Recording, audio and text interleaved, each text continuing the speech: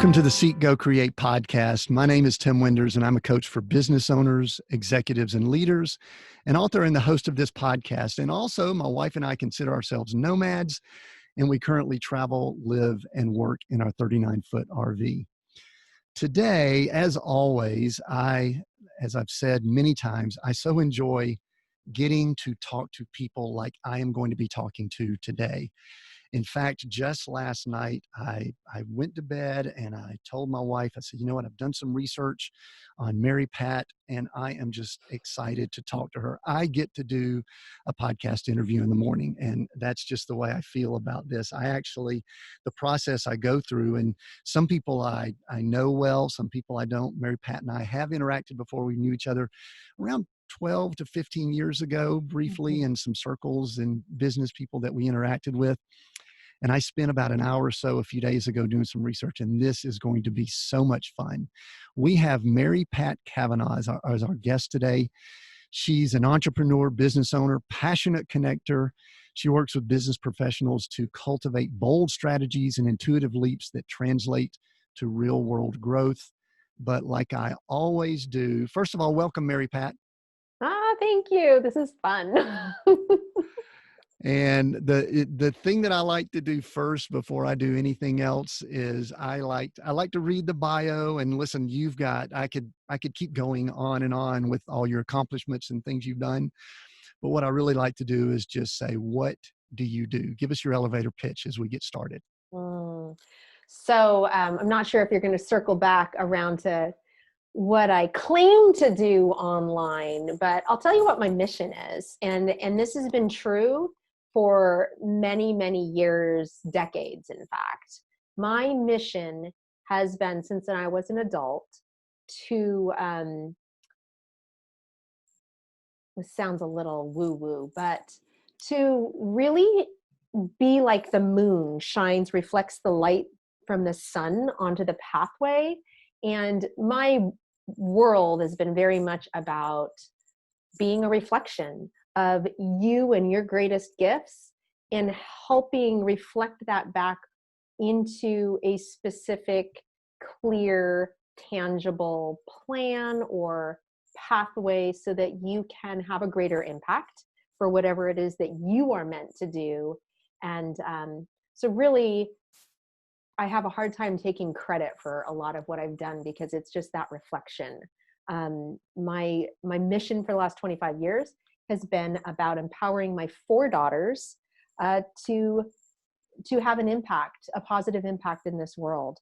And now that my girls are age 16 to 29, they're mostly adults. They're mostly living on their own and doing that work. And I realized that in this last year or so, my mission has shifted to be able to empower the younger generations with information about leadership and really leveraging their skills and their strengths as the next generation of leaders so that they can have an impact faster than ever before, because that's what we need right now going forward is high impact leaders. And it's this next generation. It's not us old people. I mean, we're not old, but mature. We're mature. Be careful. But so my mission really is shifting what I have successfully done with my kids, although you're never done with your kids.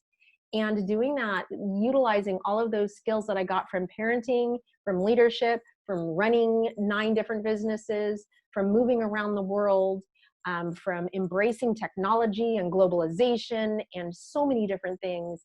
And now taking that and helping this next generation of leaders do a great job and feel good about it. Yeah, there's one word I'm just going to kind of pick on, and that's the word impact. You said impact multiple times. And I think that's the word that really resonates with me is that how can we have impact? I think you may know this, but we are first-time grandparents. Our daughter. I didn't know that. Yes, Yay! we are grandparents now, which just, let me go ahead and prep you, game changer. Okay. Everything changes. And part of the reason I remember, a little over a year ago thinking about doing a podcast, and part of it was legacy impact in a lot of the things you're talking about, Mm, that I won't use the word older, as we mature, we are yeah. maturing, Mary Pat. So, related to that, I'm gonna hit a lot of different angles here. And I think I've told you, I spent about an hour doing research and kind of prepping for this. And it was fascinating for me because you've got so many different things. We're going to bounce around a little bit, but the first thing that I want to do out of the gate, that to me I think is so critical in the times that we're in. I just want to let people know we are recording this in the spring of 2020, and it may be released later as we get to summer. I don't know exactly when the release date will be, but there's a lot going on in the world. There's a lot of issues, a lot of challenges, and we're not going to spend a lot of time with the specifics so that we don't date, but we're going to talk about some foundational principles. And one of the things that I saw you post on LinkedIn was, how do you define success? And I think it was related to a lot of what's going on, possibly. I don't know. I can't remember exactly, but I've been wanting to ask people this question on the podcast. How do you define success? What are some of the nuances? What are some of the layers of success for you in your life with the experience you have and where you're at now? I think it's such an important question because there's so much out there about success, how to be successful, what it takes to get successful. And the truth of the matter is, success is a very personal thing, and it's different it's as different as our fingerprints are. And so trying to become something that somebody else is will never get you there. Um, and also thinking that success is a destination. Like, I am so successful right now. And have I stopped? Not at all. So for me, success is about freedom, which is another key word that I think is very personal to everybody who uses it. And so success for me is freedom to choose to be where I want, when I want, how I want. And in light of where we're at in this particular moment, which will probably be a much bigger moment, or it'll be a long lasting moment. I don't see it going away quickly. I still consider myself successful. I feel good about where I'm at in this moment. I feel good about what I'm doing. I feel really good about where I'm going with all of this, even though I have no idea what that looks like. Yeah. Yeah. It's So, changing. I was talking to someone recently, in fact, earlier, we're leadership, we're coaches, and I've got clients that are just being decimated with a lot yeah. that's happening. And so we're adjusting, we're pivoting, Mhm. but that success is such an important thing to define. Thank you for sharing that. I think that's very important to us right now. Next thing I wanted to find out is, where are you physically? We're bouncing around a little bit here before I start. I want to start honing in on leadership. So for Mhm. those folks listening in, Mary Pat has a wealth of leadership and strategy that we're going to discuss. But where are you? I today live in a village called Salt Hill, um, uh, just on the edge of Galway on the west coast of Ireland. Wow. Now, there's got to be a story behind that. You didn't just wake up one morning and say, I'm going to Ireland, or like us, we're going to live in an RV. This is very interesting. I'm in the front seat of an RV. You're in Ireland. We've got audience all over, but tell a Mm, little bit of that story that you are willing to mm. share with us, because You bet. You bet. So I am first generation Irish. My father moved to America during the Vietnam War. If you're familiar much with Irish history in the United States, the Irish used up their opportunity for visas, I don't even know, during the Depression, maybe. Um, but the United States there's a capitation on how many people they allow in from different countries. And the Irish used up their max many, many years ago, decades, 100 years ago, maybe.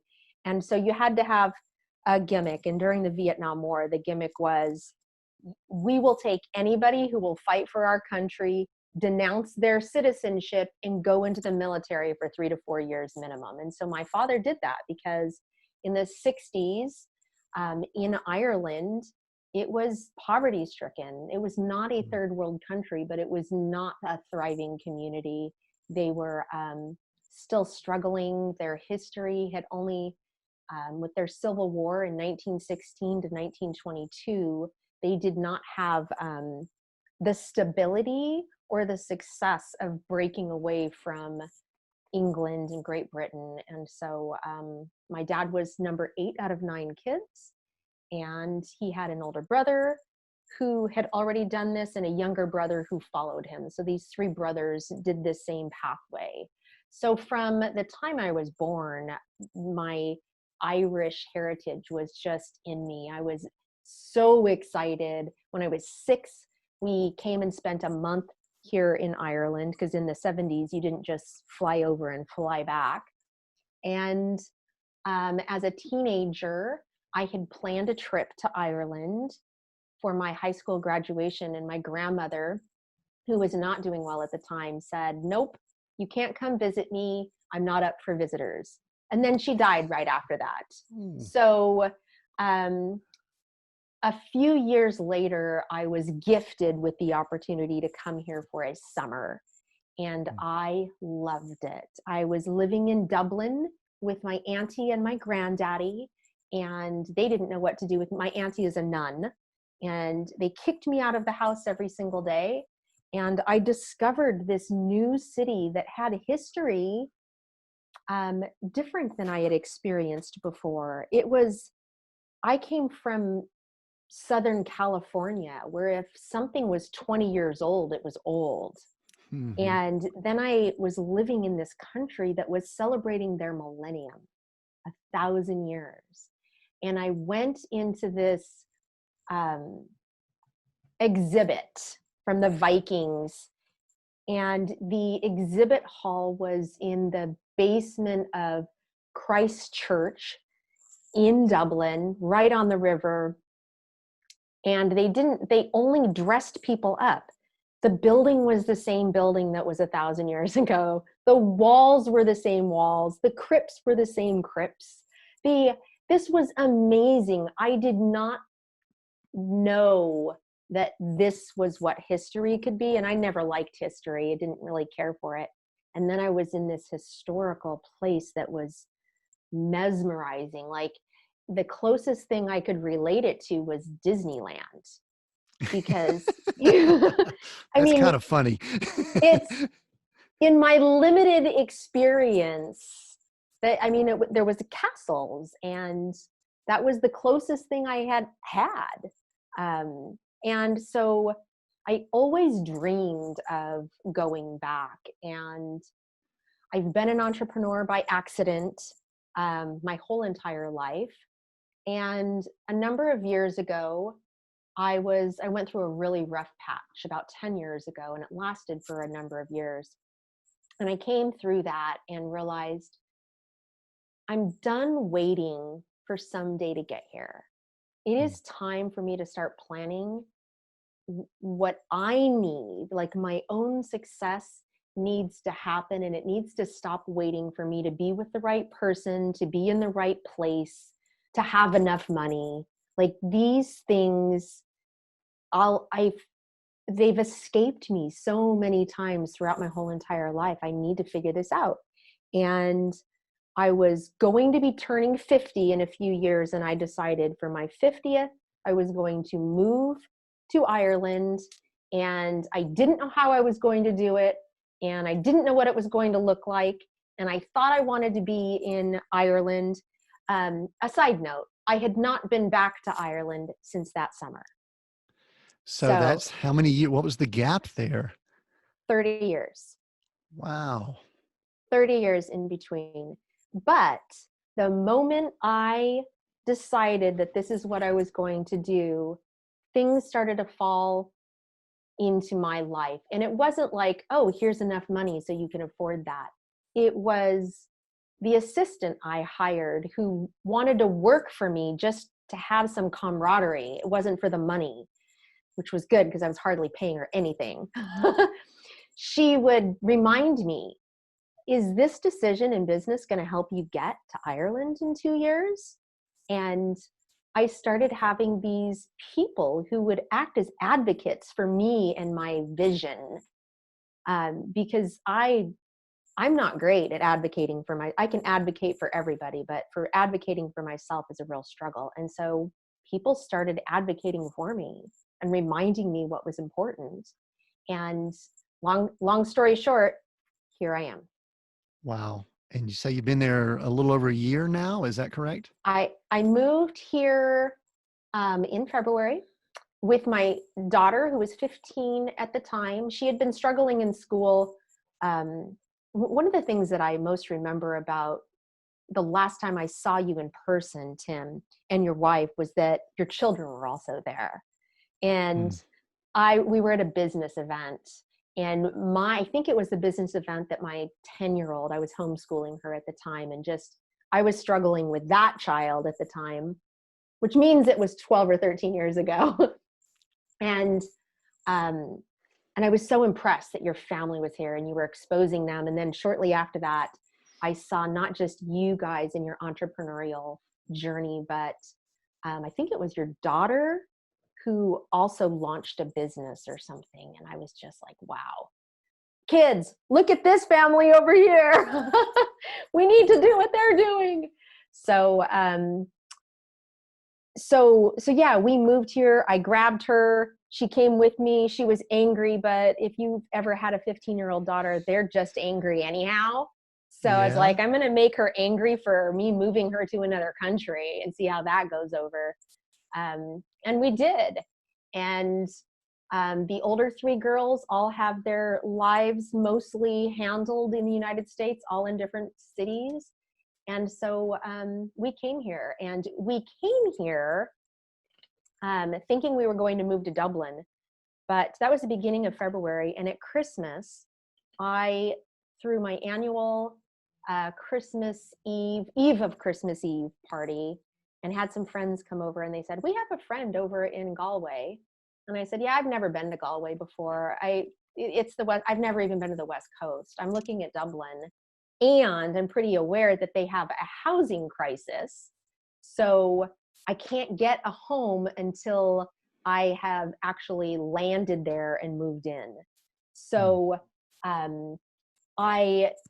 we moved here, but that Christmas party, I had a friend who said, let me just call this person. And they called and said, my friend's going to be there. She's going to stop in Galway. We need you to put her up for a week or so. And he was like, fine, whatever. Long story short, which I keep saying that, I need to say a new way of doing that. We moved here to Galway. We'd never been to Galway before, and we haven't left. Wow. Well, I've heard it's beautiful. I mean, there's so much there. And listen, it's pretty obvious to me from listening to you that you purposed to do this, but yet there's also this hand that is probably assisting and helping and things like that. So I think that's really cool. And actually, I think just saw your daughter go through there. So she's doing well now. She's enjoying it, having fun. Yes, she is. It took us, it took me telling her, honey, this is the right place for us. And you may still want to go back to the US to hang out with all your friends, and you can, but we're going to continue living here for the unforeseeable future because it's right. It's right for us. And she cried for 2 days, and then her whole world changed. And now she's planning on going to university here, and she loves it here, and she has friends here. And so the not knowing versus knowing is really powerful when you're a child. Well, when you're a human. Yeah, I was going to say a human because, like we've said earlier, as we're recording this, there's a lot of people that are not knowing, and that's going to be interesting for people. I want to ask a question related to all that you just said, because I think I read it in something, or either when I was reading it, it's this word that came to mind, and the word is lifestyle. Because we are entrepreneurs, we're wired. most of our audience is most likely entrepreneurs. There's some people in ministry and some other areas, but they're entrepreneurs. And many times as entrepreneurs, I notice this about myself, and if this is you, you can say, yeah or no, I don't, whatever, is that I find myself working towards a destination instead of enjoying the journey.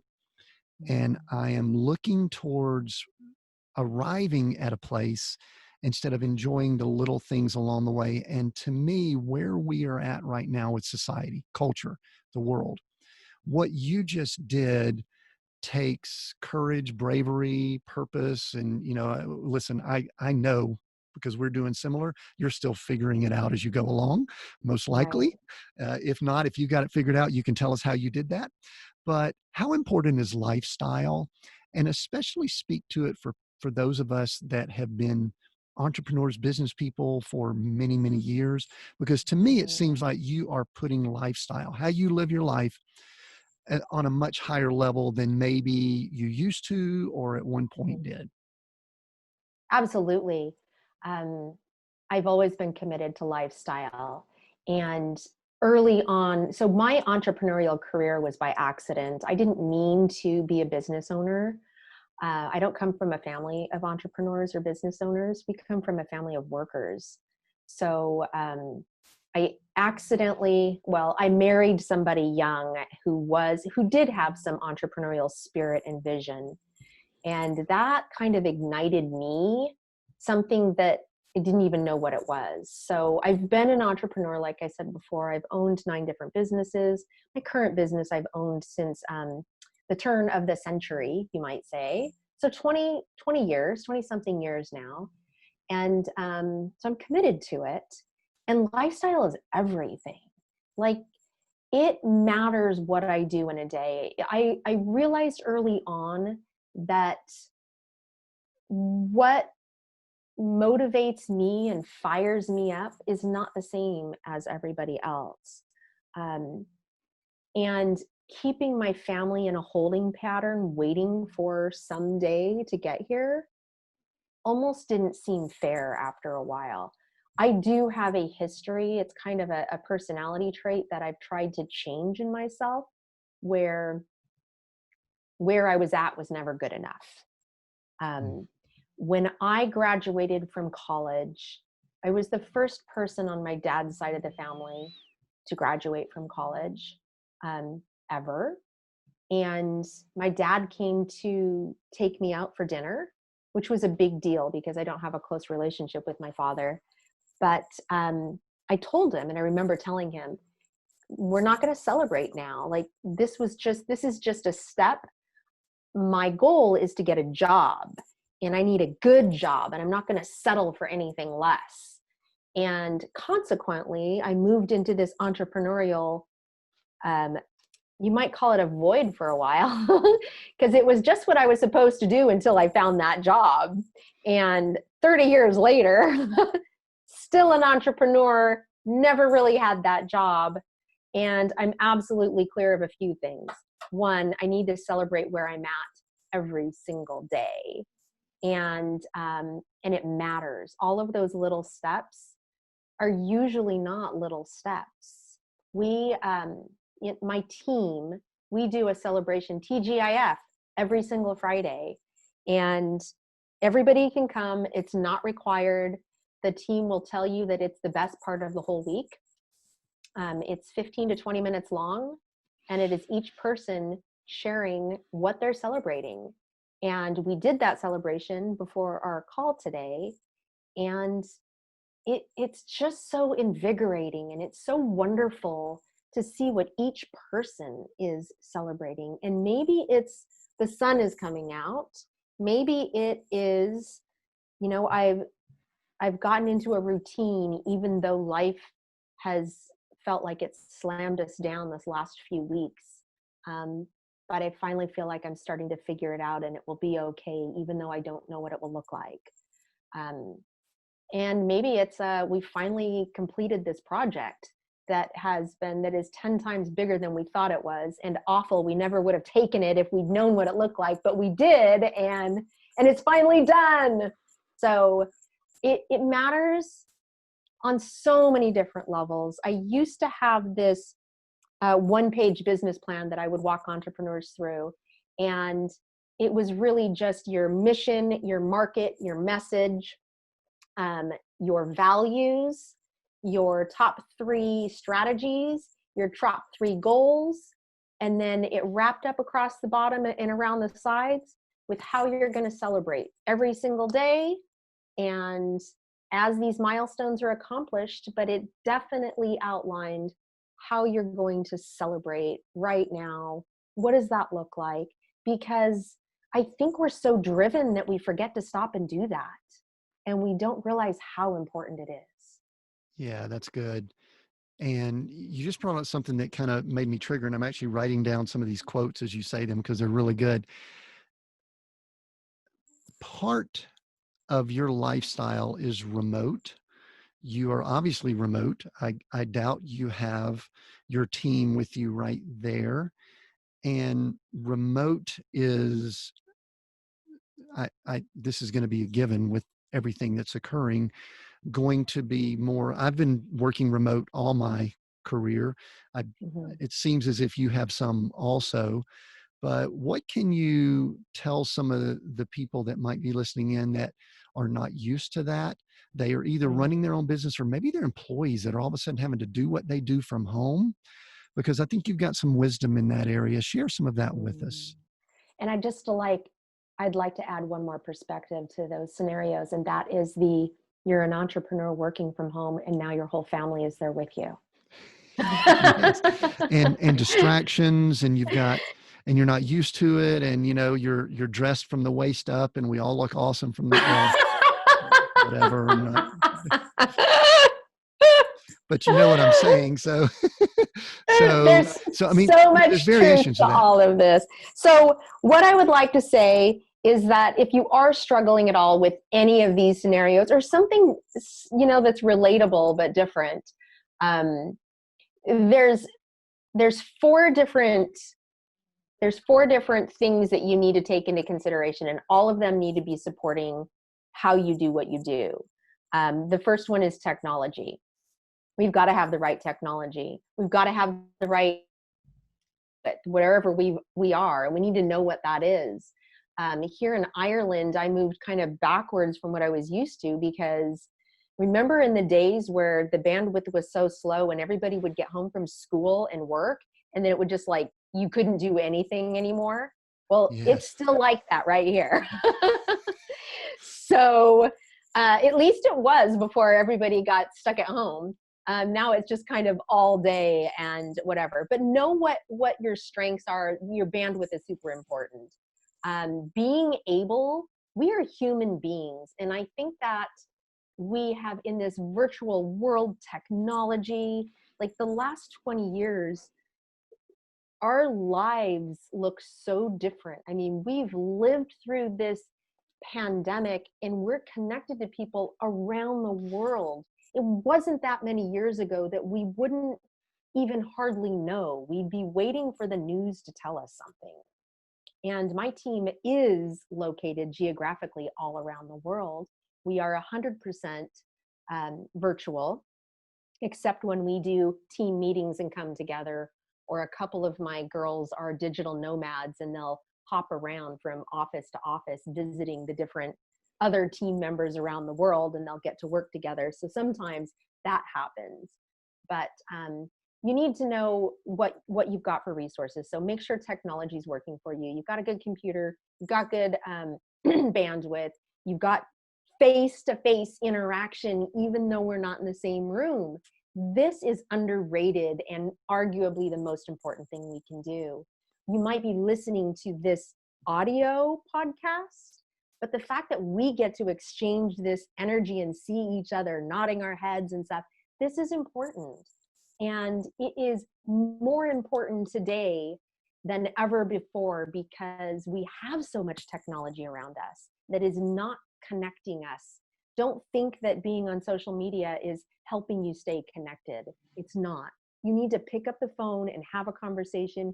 You need to use those video functionalities of the technology you've got and stay connected. So that is super important. The next thing is your environment. If you're struggling at all, create an environment that works for you and make it be like you go to work. So you want to make sure that you've got dedicated space. Do not be trying to work from your bed or your couch.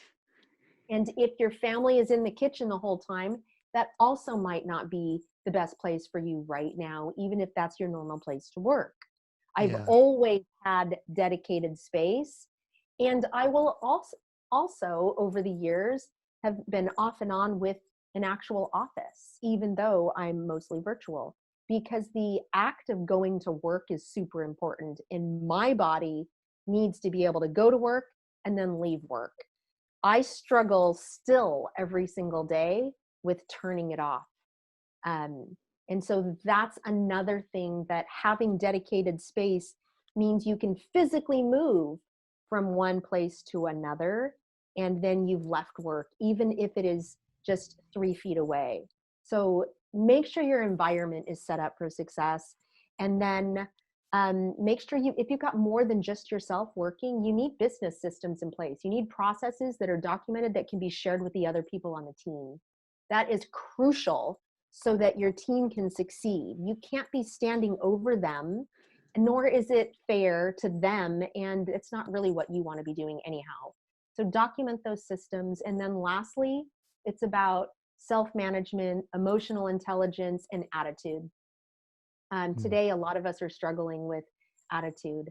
We're having lots of fear and anxiety and overwhelm, and it's bleeding into other areas.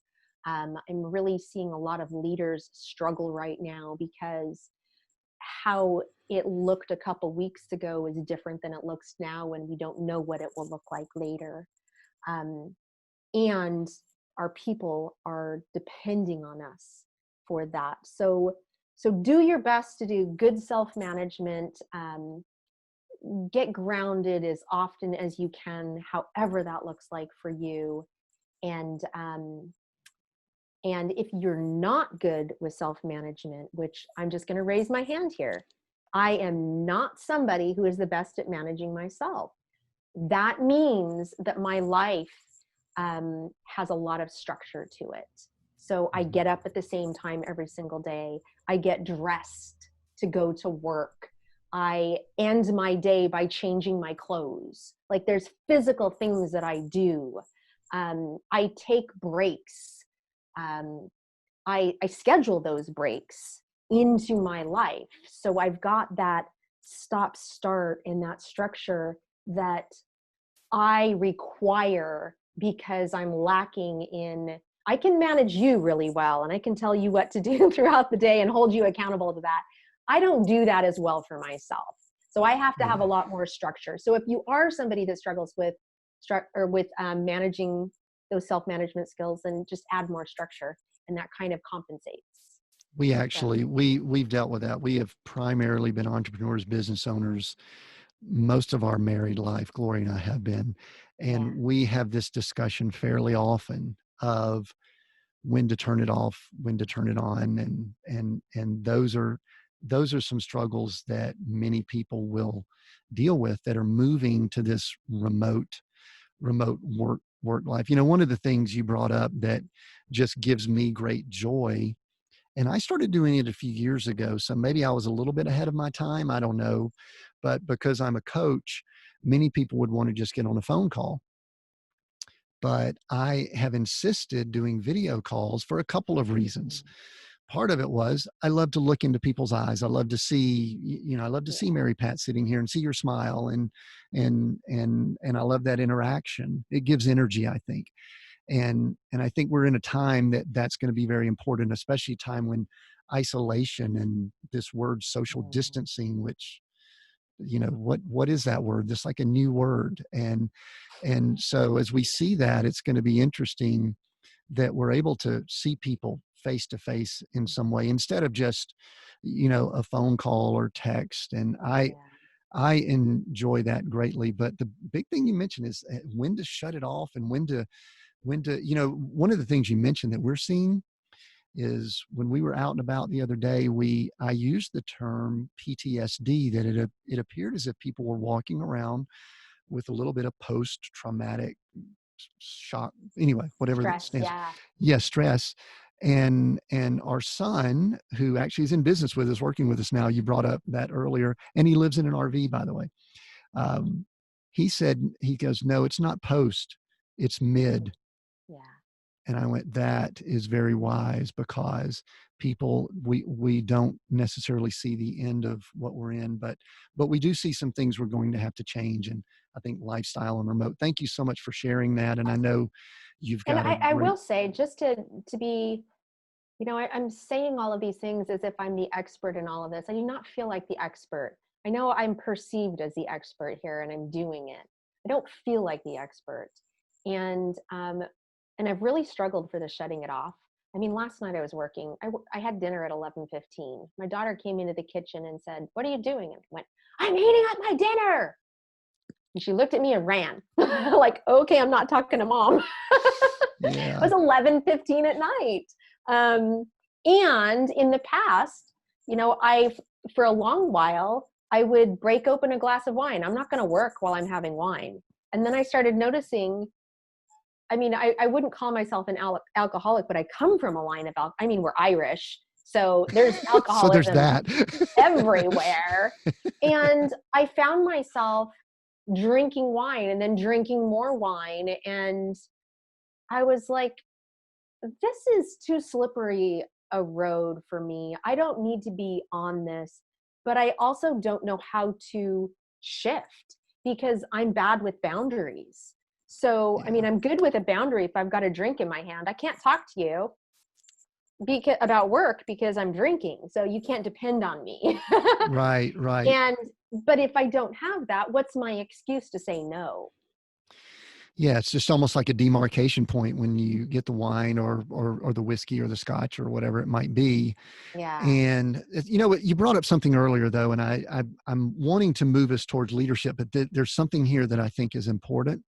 You mentioned earlier that you don't believe you're an expert, and a question that I have, and I think this is a very important question for all of us to be asking right now.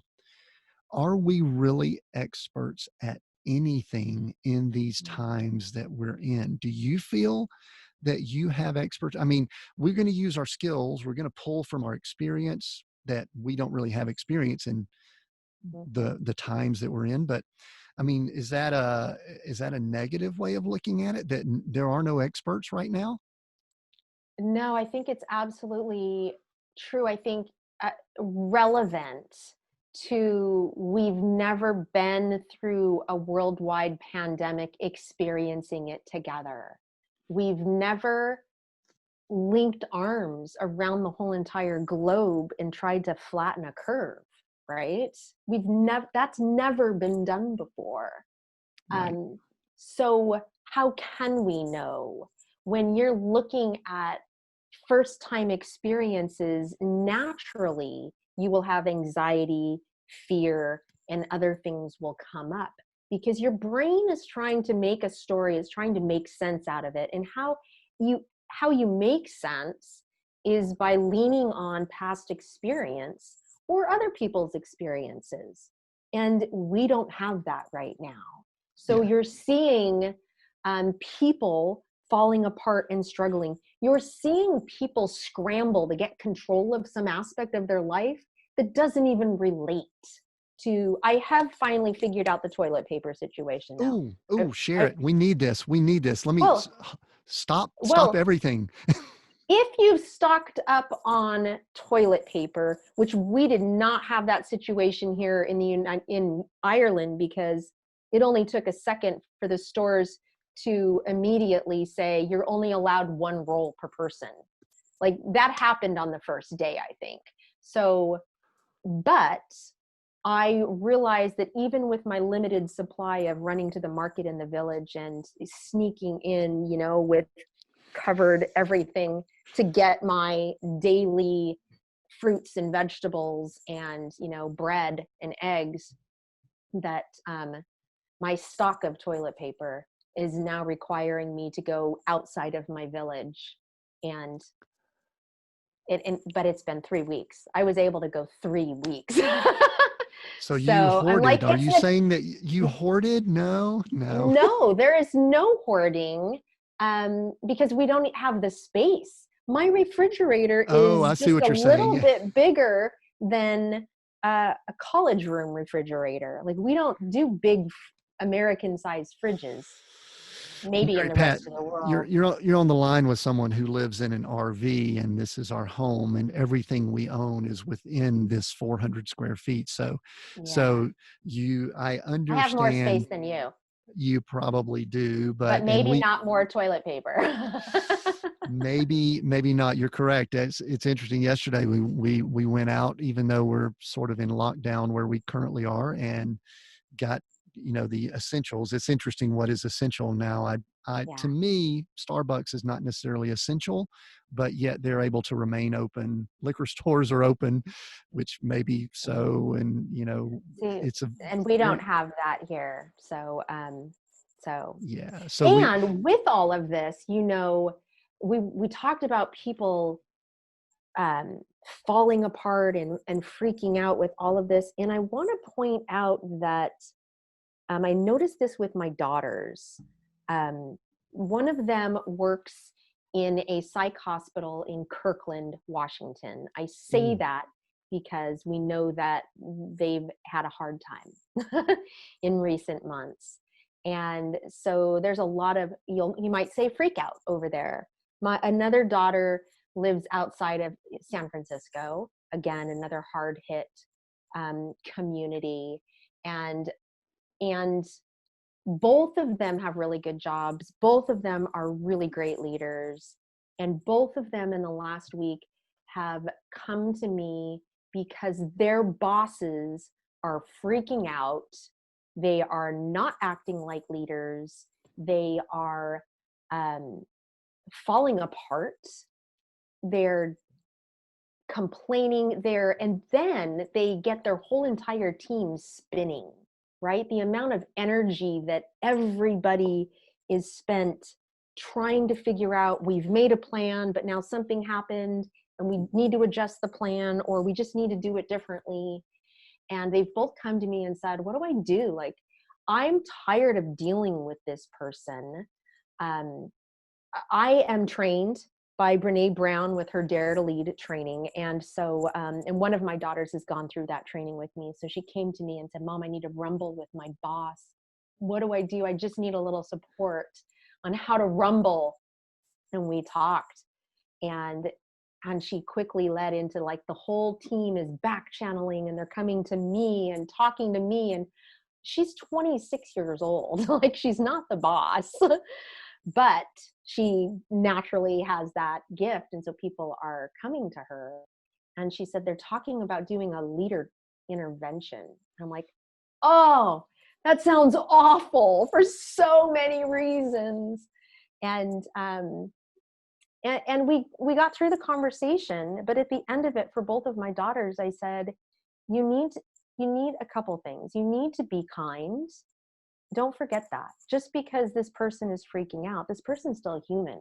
Like, why you think your boss is above everything that's happening in the world and nobody is above it. We're all feeling it, which means that we're all going to have moments where we're not good bosses. And so remember they're human, and then be kind. Don't forget to be kind. yeah. What you're bringing up that was actually a topic I really wanted us to address, and that is the area of leadership, because it is very obvious to me when I'm doing research and background. Because your list of accomplishments, I actually have a list of some of them here: restaurant, radio, retail, nonprofit, speaking, author, and you actually have a much longer list than that. I remember. Let me see. I was a few years out of Georgia Tech, and I had been working corporate, but I was bouncing around within the corporate world. And my mother said something to me. She said something to the effect of, when are you going to find something that you can do and stick with it? And so I'm going to ask you, did anyone ever say that to you while you were going through this process? You know, what I've heard more than that is something similar but different was, you really deserve to have some peace of mind and a stable income. So you should just go get a job. Just settle and go ahead and get a job, right? Just go. It'll really serve you. You deserve it. You deserve to have a job. Like, Yes. oh, that's like And cutting me out at the where would, knees. and had you listened to that advice, which those are probably people that love you and don't want to see us struggle, and Exactly. but where Exactly. would you be today with what we're seeing going on if Well, that? I wouldn't be in Galway, and I might not even have a job today. Um, and I can't picture my happiness that way. Now, to be fair, I've run on some really hard times. 30 years of entrepreneurial involvement without traditional corporate careers makes you unemployable. And so, in my hardest times, I wasn't able to get a job. And I'm grateful, but it was rough. I wasn't able to get social services either Yeah. because I didn't qualify, even though I needed them arguably more than most people on social services. So you win some, you lose some. I try not to spend too much time looking at that because it doesn't make any sense to go in the middle of all that. It's really mucky. Right. And I wouldn't Yeah. be here, and I'm happy here. Yeah. And listen, there's a good likelihood that if you were in that place, you wouldn't have that position with Yeah. what's happening today. So, what is the coolest thing you've ever done? Of the list of all the things you've done, what is the thing you go, wow, you know what, if I could maybe do that a little longer and just be prepared, because I'm going to ask you the thing that you absolutely will never go back and do again also. Well, aside from, I mean, there's a couple different ways you can take that. Aside from my move to Ireland, which has afforded me the ability to travel around Europe. Um, I mean, vacationing instead of driving to Moab, which is fabulous and everybody should do it. Um, I'm I flew to Alicante, Spain last month for the weekend on a dime because when you're here, and I am a European citizen as well as a US citizen, so I have some benefits. So um, you said, that you could make last longer. Well, I'm making it last longer. But the other thing that I think I'm most proud of is the fact that somehow, even though almost always I felt like I didn't know what I was doing, would be the parenting of my kids. My girls are really cool and they're smart. And most of the time, I'm really proud of them. um, well, that's not true. I am really proud of them all the time. They're amazing Yeah. and motivated and love sharing their gifts with the world. And I'm grateful for technology because we talk almost every single day. So, Yeah.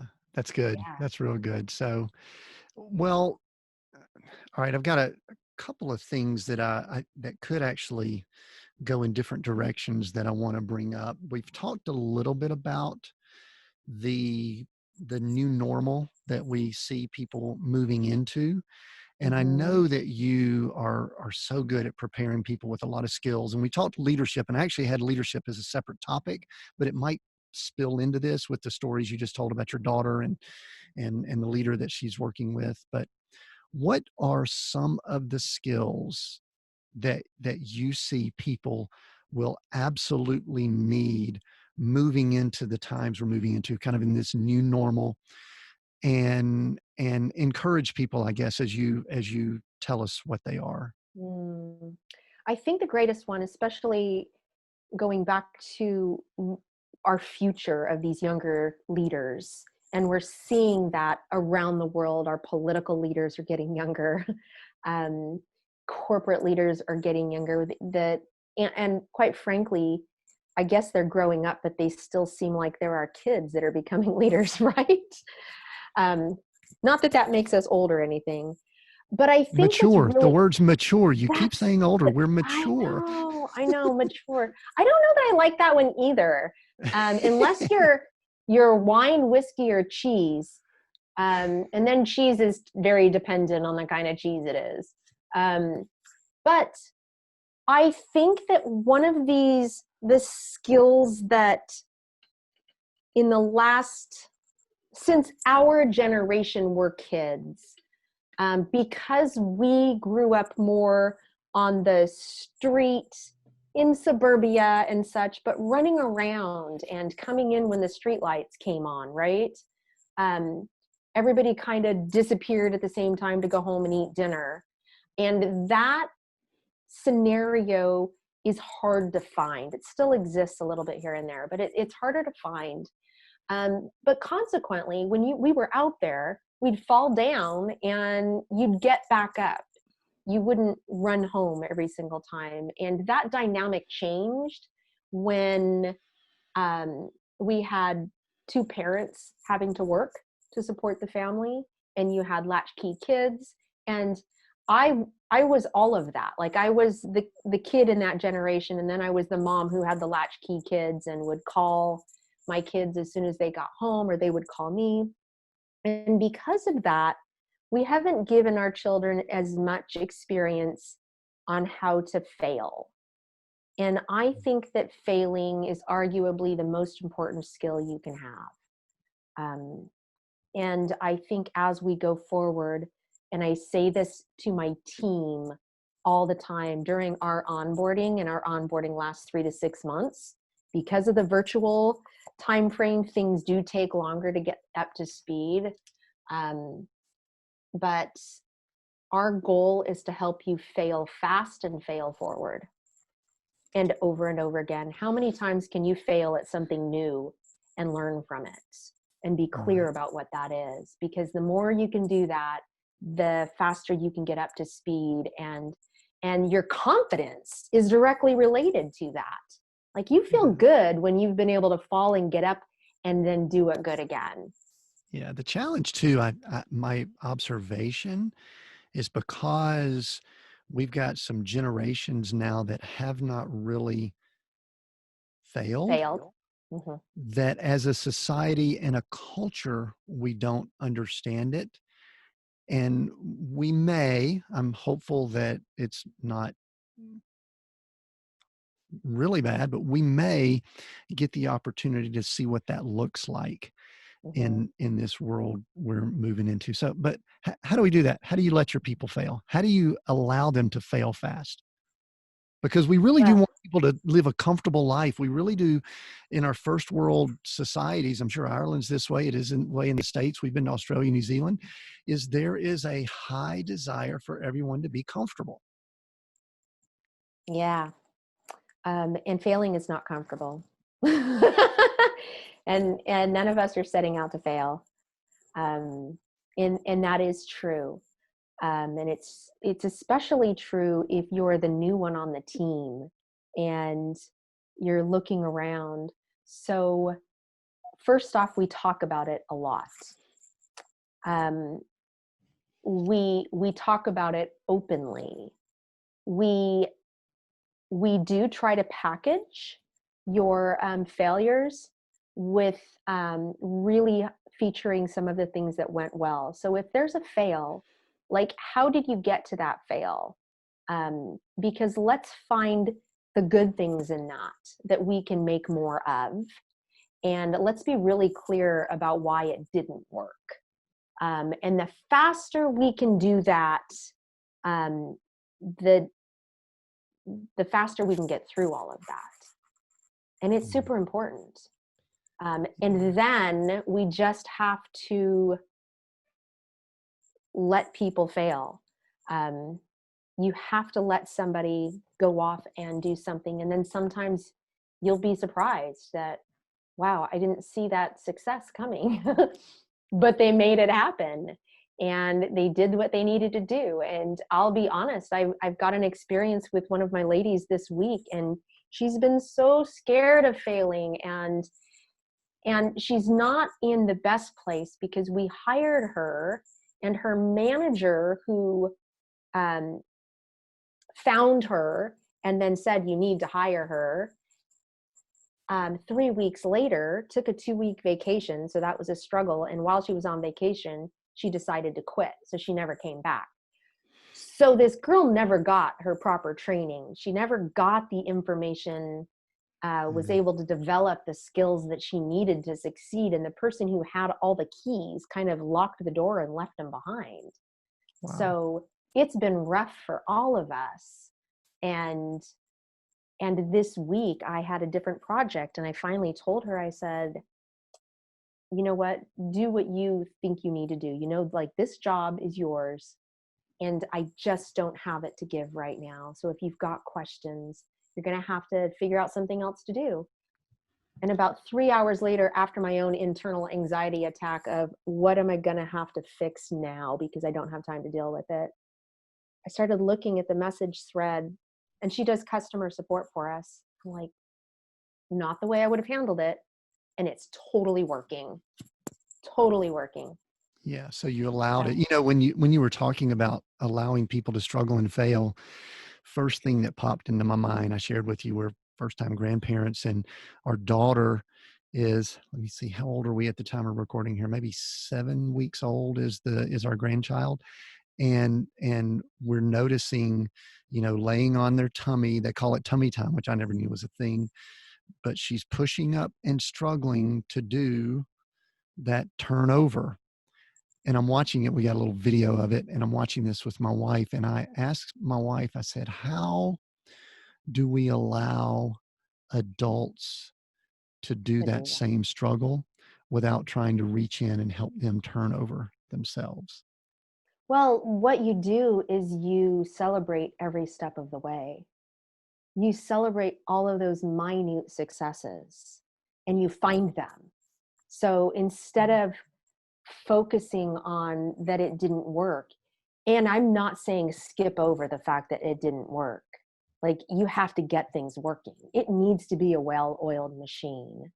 And to get there faster, you got to find, like, where to put in the lube oil, and what are those moments, and celebrate what you can celebrate, all of it. Sure. And part of that's the process we were talking about earlier. You know, it's not a destination we're going to get to.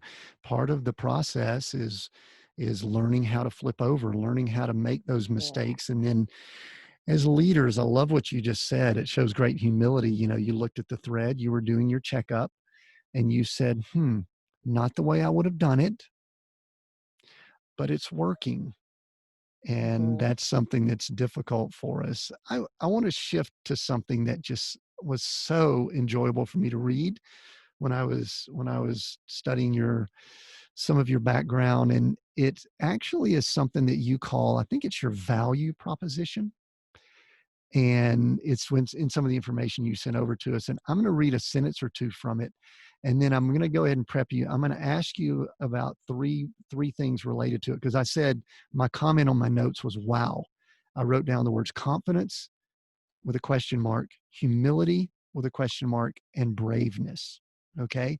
So with those paradigms in place, this is a portion of your value proposition. I am a charismatic entrepreneur, business owner, and leader who specializes in helping business professionals create strategic decisions that lead to growth, both personally and professionally. In both instances, it's essential to have someone in your corner who has been there. Moreover, I have. Trust me. Now, there's more to it, but it kind of goes along those same lines. And so the first 3 words I wrote, first was wow. And then I wanted to ask you about the confidence that someone has to have to make a statement like that. The truth? Yes. You've got to have people around you that see that for you. Yeah, that's not just me. I'm like, wow, no way did I say Well, that? the follow up to it is a word that's humility. And what you just said shows the humility. But as we've been kind of talking about this new normal, I think that we're going to have people that can boldly say what you just said in that value proposition, don't you think? I do. I So do. own it. I I mean, I love it. I love it. I do need to own that, and I am that. And actually, when you get me in, like, I can tell you that what we need in the very near future, like today, is agility. We need confidence. We need leaders who can go forward and bring a team forward when they don't know where they're going or what's on the other side, because we don't have a choice anymore. This is the pace. And I knew this was coming like this because with technology and technology, you can prepare for something that changes in 5 minutes. Like, it's changing faster than you can think of it. And in order to be successful, you have to be able to not manage it or slow it down. I mean, sometimes you do have to slow it down. Clearly, we're in a time where we've got to figure out how to slow it down. But you've got to be able to do it even though you can't see the end. And you've got to help. So skills that are so needed is, if you're able to inspire a team of people, then you've got a place that you need to go, and you need to be able to inspire, you need to be able to hold a vision, you need to be able to manage that team connectivity, because it's exponentially better than anyone can do on their own. Yeah, All of these are so important. that is so good. And the last 3 to 4 minutes is what I want to bottle up, because what you did, boy, you sat up in your chair and you told us what we need to hear. We need to be courageous. We need to be brave. And I actually did an episode real quickly a couple of weeks ago. And one of the things that I was just saying that we will see is a new brand of leadership, and we need it. I mean, this is not political, but we could look at the politics. We can look at our leaders in business and government, and we need people that speak like you just spoke. And I thank you for that, with courage, bravery, and I really do think that we will see people that have been preparing for years. And listen, I know you've done things and we've done things, and people listening, but there will be an elevation that will occur with people that have prepared for a time such as this. And it's may not be fun, but it'll be required. So I'm excited for it. Thank you for sharing that. That was really cool. I'm glad I asked that question. Me too, because I didn't see that coming, but you're right. Yes. All right. Well, there are so many things we could discuss, but I'm watching my time also. And there was one statement that I saw. You could tell I like to do some research here. And I'm going to ask you about this, and then we'll begin wrapping up with a few quick questions. But there was a statement that said that you had interest in old homes, wine, and imagination. And I put a question mark to that, and I said, all right, first of all, I can almost see a book or a TV show or something with those titles. Tell me what that meant when you wrote that down. Well, in trying to look at who I really am and what matters to me, I feel like I've got kind of a classic. I mean, I don't know if you are looking at the video here or the Facebook Live or whatever, this fireplace right behind, most of the time this fire is going, and it's a real fire. It's not a gas fire, because I live in the west of Ireland. And let's be real, until 40 years ago, they didn't have inside plumbing for the most part, okay? So this isn't America. And this fire is a necessary component. It has a back boiler, which heats half the house. So this is our house. Probably more classic than I really need to be. But I'm comfortable here. And as I look at the different homes I've lived in brand new homes. I've built my own custom homes over the years. I've lived in old homes. I think I lived in a house once that may or may not have also, we shared it with a ghost in the basement. A Like haunted house. it Wow. was a very nice woman who lived in that room and let us know she was there. And I mean, I've never felt scared or anything, but I like to embrace the, I don't know. For me, they feel like the good things in life. And not everybody's there. My brother and my father, they are the opposite. Like they want the most brand new everything. But my really awful Formica countertops, which were super hip in probably 1972, that are still in my kitchen. It's not my priority to fix those, right? I've got other priorities. And that's why I start to look at what are my priorities. My priority is being able to take a weekend in the south of Spain, or go to Turkey. That is, since I've lived here, become on my list of places to go, because there's so much there. It's rich history and people and warmth, and not in the climate, but in the people, to see the different people around the world. I don't know. I feel like I'm rambling now. I'm not sure that answered any No. So question. I think what it says is what's important to you, and every one of us have to really identify it. And it was important to you that you actually wrote that down. So that was really cool. Thank you. Thank you for sharing that. Well, and We I could, want to also emphasize that, like, when you're trying to write down what's important to you, it looks like things. But for me, it's not the things, it's the experiences. It's not the wine, it's not the sofa, it's the richness of what happens when you're with people you care, or people you don't even know, yeah. in those moments where you're sharing a glass of wine or sitting next to a fire. It's the whole, it's not one thing, it's not things, Yeah. it's It's everything. all that's going on in that moment. That's Yeah. incredible. So I have the question I have for you as we begin wrapping up is, in your business, who's your ideal client? Who's those people that you work with? And then I'm going to ask you to ask how people can connect with you if they may have interest in that. And we'll include those in the Mhm. notes. My ideal client is a business owner who's running a larger small business, maybe 30 to 100 employees, somewhere in there. But you're still having to run the business, and you don't have a marketing department. Um, or maybe you've got one person that's doing it. You don't really understand the difference between marketing and IT because they're all computer and clouds.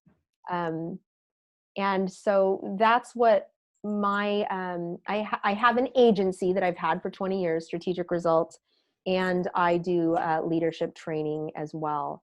I love working with these business owners because they've been doing their business for maybe 20 years, maybe 30 years.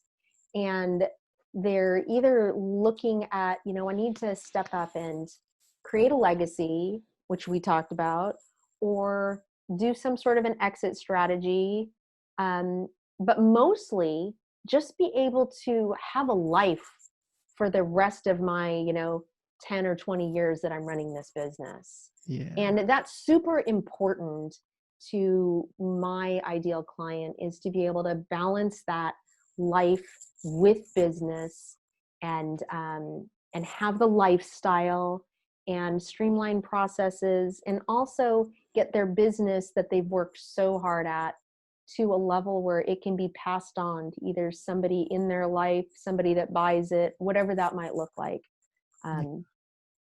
So That's there you good. have it. How can people get to you and connect with you? The best way is going to be MaryPatSpeaks.com. That will give you access to who I am, what I do, and also there will be there's somewhere on there for strategic results. So if that's what you're looking for, you can find that too. Great. We'll include that down in the notes. What's next for you, MaryPat? Either big picture or, I always I'll joke, tell what's you for dinner? next. So, big picture is, I think, what I talked about at the beginning. Like, I am all about this next generation of leaders because I feel like I can speak to them. I really appreciate the millennials. I think they need to be appreciated. They are a product of us. So how we can fault them when we raise them to be who they are. But they've got amazing spunk and tenacity, and they're getting out there to make a difference, and they don't have all the skills that they need. So I want to help them get their skills. So that's the big picture.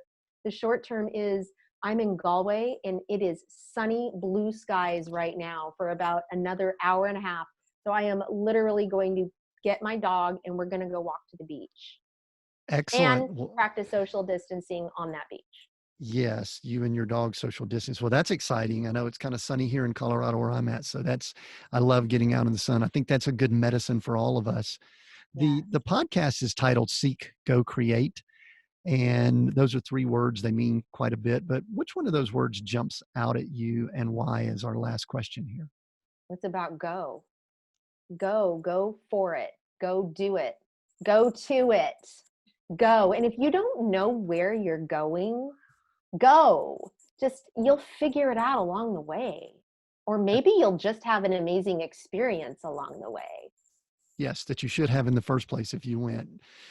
MaryPat, thank you so much for being part of this podcast. I appreciate it. It's been a blessing for me just to have the conversation and reconnect. And I know that people listening in will agree with that. For those listening, I do hope you've enjoyed this as much as I have.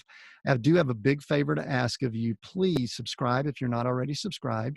That will connect you with us so that you don't miss any of the episodes. Typically, we release episodes every Monday. However, we now have been known to release extra bonus episodes on Thursdays. Thank you again for joining us today. We look forward to connecting with you on the Seek, Go, Create podcast in the near future.